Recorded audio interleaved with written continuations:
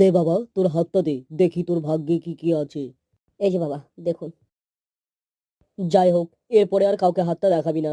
দেখালে সেও লজ্জা পাবে, তুইও লজ্জা পাবি। হাতটা পকেটে ঢুকিয়ে রাখ। কেন বাবা, কেন? আমার হাত দেখলে সেও লজ্জা পাবে, আমিও লজ্জা পাবো কেন? এরকম কি আছে আমার হাতে? তোর হাতে যে কিছু নেই। মানে বাবা? বাবা, একটু খোলসা করে বলুন না। কি খোলসা করবো? ওর হাতে যে কিছু নেই, কিভাবে কি দেখবো? তাহলে কি বাবা, আমার হাতে কিছু নেই মানে আমার টাকা পয়সার আন্দোলন কিছুই হবে না?